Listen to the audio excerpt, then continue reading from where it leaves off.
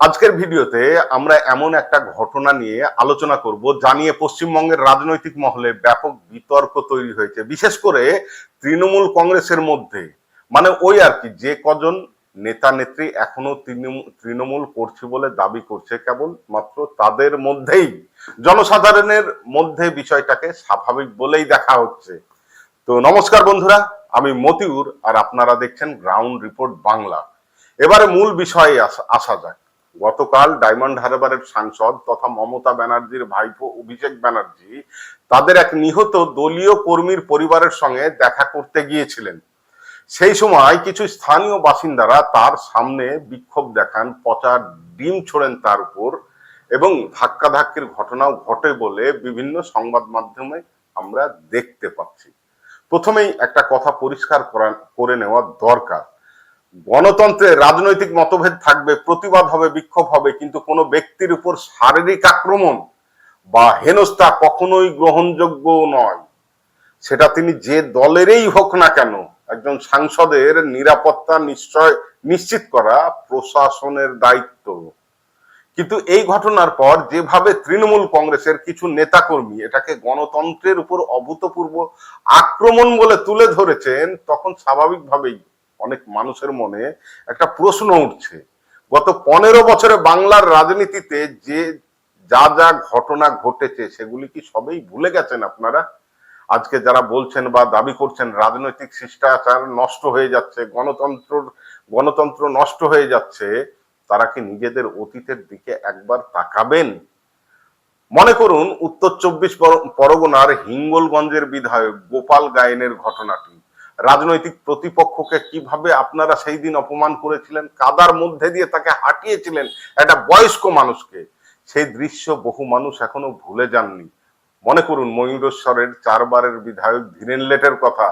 দীর্ঘ রাজনৈতিক জীবনের অধিকারী একজন প্রবীণ নেতাকে প্রকাশ্যে অপমান করা হয়েছিল, মাথা ফাটিয়ে দিয়ে জামা কাপড় ছিঁড়ে দিয়েছিলেন, এবং তাকে রাজনৈতিক পরিচয় ত্যাগ করার জন্য চাপ দেওয়া হয়েছিল, বলতে বাধ্য করা হয়েছিল যে আমি আর সিপিআইএম করব না।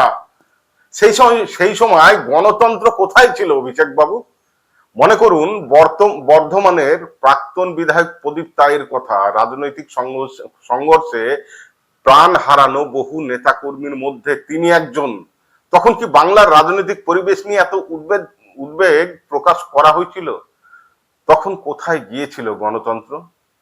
তখন কোথায় গিয়েছিল মানুষের বা জনপ্রতিনিধিদের নিরাপত্তা?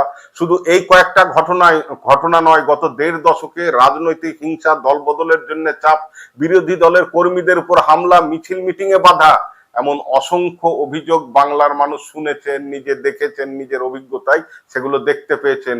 তখন অনেক সময় শাসক দলের তরফে তাচ্ছিল্য করে বলা হতো এগুলো নাকি সাধারণ মানুষের স্বতঃস্ফূর্ত ক্ষোভ। কোথাও বলা হয়েছে ছোটখাটো ঘটনা, কোথাও বলা হয়েছে রাজনৈতিক ভাবে গুরুত্ব দেওয়ার কিচ্ছু নেই। কিন্তু প্রশ্ন হলো, যে যুক্তি তখন দেওয়া হতো, আজ কি সেই একই যুক্তি গ্রহণযোগ্য হচ্ছে না আপনাদের কাছে? গণতন্ত্রের সবচাইতে বড় সৌন্দর্য হলো এর স্মৃতিশক্তি। মানুষ সবকিছু মনে রাখে, হয়তো সঙ্গে সঙ্গে প্রতিক্রিয়া দেয় না, কিন্তু সময় এলে হিসাব করে হিসাব করে। রাজনীতিতে একটা পুরনো প্রবাদ আছে, ক্ষমতা চিরস্থায়ী নয়। আজ যে ক্ষমতায় আছে, কাল সে বিরোধী আসনে বসতে পারে। আর সেই কারণেই ক্ষমতায় থাকাকালীন রাজনৈতিক সহনশীলতা সবচাইতে বেশি প্রয়োজন। কারণ আপনি যদি বিরোধীদের কথা বলার অধিকার কেড়ে নেন আজকে, যদি বিরোধীদের সভা, মিটিং, মিছিলকে ভাঙচুর করেন এবং ভাঙচুরের ঘটনাকে স্বাভাবিক বলে ব্যাখ্যা করেন, তাহলে একদিন যখন আপনাকে একই পরিস্থিতির মুখোমুখি হতে হবে, তখন মানুষের সহানুভূতি পাওয়া আপনার পক্ষে কিন্তু কঠিন হয়ে যাবে। এই লোকসভা নির্বাচনের সময়তে, এই কদিন আগেই যে লোকসভা হলো, সেই নির্বাচনের সময়তেই আমরা দেখেছি বিভিন্ন বিরোধী নেতাদের সভা ঘিরে বিক্ষোভ, কালো পতাকা, বাধা সৃষ্টি করার অভিযোগ উঠেছিল সিপিআইএম এর রাজ্য সম্পাদক মোহাম্মদ সেলিম, কংগ্রেসের নেতা অধীর রঞ্জন চৌধুরী, বিজেপি নেতা দিলীপ ঘোষ। প্রায় প্রত্যেককেই কোনো না কোনো সময় এমন পরিস্থিতির মুখোমুখি হতে হয়েছে। হ্যাঁ, তবে তাদের কিন্তু কেউ পচা ডিম ছোড়েননি, সেই রকম সাহসও তাদের ছিল না। তখন যদি বলা হয়ে থাকে যে এগুলো সাধারণ মানুষের ক্ষোভ, তাহলে আজকের ঘটনাকে অনেকেই সেই একই দৃষ্টিভঙ্গিতে দেখছেন অভিষেক বাবু, এটাই স্বাভাবিক।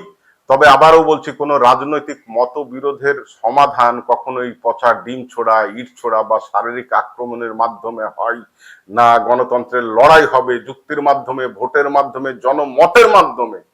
কিন্তু রাজনীতিতে নৈতিকতার প্রশ্নও আছে। যারা বছরের পর বছর অন্যের কষ্টকে গুরুত্ব দেয়নি, যারা বিরোধীদের উপর হামলার ঘটনাকে হালকাভাবে দেখেছেন, তারা যখন নিজেরাই একই ধরনের পরিস্থিতির সম্মুখীন বা মুখোমুখি হন, তখন মানুষের সহানুভূতি অনেকটাই তাদের প্রতি কমে যায়। কারণ মানুষ ভাবে, তখন যদি প্রতিবাদ না করে থাকেন তাহলে আজ কেন এত ক্ষোভ, এত বিক্ষোভ, বা এখন কেন এত প্রতিবাদ? বাংলার রাজনীতি আজ এখন নতুন সন্ধিক্ষণে দাঁড়িয়ে আছে। মানুষ এখন আগের তুলনায় অনেক বেশি সচেতন। সোশ্যাল মিডিয়ার যুগে কোনো ঘটনা চাপা থাকে না। আজ যা ঘটছে তা আগামী দিনের রাজনৈতিক মূল্যায়নের অংশ হয়ে যাচ্ছে। তাই সব রাজনৈতিক দলের জন্যই এই ঘটনা একটা বড় শিক্ষা রয়েছে। ক্ষমতায় থাকলে প্রতিপক্ষের গণতান্ত্রিক অধিকারকে সম্মান করতে হবে। রাজনৈতিক হিংসাকে কখনোই প্রশ্রয় দেওয়া চলবে না। দলীয় পরিচয় দেখে বিচার করা যাবে না, কারণ ইতিহাসের চাকা ঘুরতে কিন্তু খুব বেশি সময় লাগে না। আজ আপনি শাসক, কাল আপনি বিরোধী হবেনই, এটা ইতিহাস বলছে। আজ আপনি অভিযোগ করছেন, কাল আপনার বিরুদ্ধেও অভিযোগ উঠতেই পারে। আর গণতন্ত্রে শেষ কথা বলে কোনো নেতা, কোনো দল বা কোনো সরকার নয়, শেষ কথা বলে জনগণ। তাই অভিষেক বন্দ্যোপাধ্যায়ের সঙ্গে যা ঘটেছে তার ন্যায্য তদন্ত হোক, দোষীরা উপযুক্ত শাস্তি পাক। কিন্তু একই সঙ্গে বাংলার মানুষও অতীতের ঘটনাগুলোর বিচার করবে। তারা দেখবে কে ক্ষমতায় থেকে কি করেছে, কে বিরোধী অবস্থায় কি বলেছে, আর কে একই ঘটনার ক্ষেত্রে ভিন্ন ভিন্ন মানদণ্ড ব্যবহার করেছে। জানেন তো, রাজনীতিতে কর্মের ফল একদিন না একদিন ফিরে আসেই। ইতিহাসের আদালতে কোনো ঘটনাই হারিয়ে যায় না। কেন কি, একটা কথা, বহুল প্রচলিত কথা আছে যে পাপ বাপকেও ছাড়ে না। আর আপনার ক্ষেত্রেও কিন্তু একই ঘটনা ঘটছে অভিষেক ব্যানার্জি।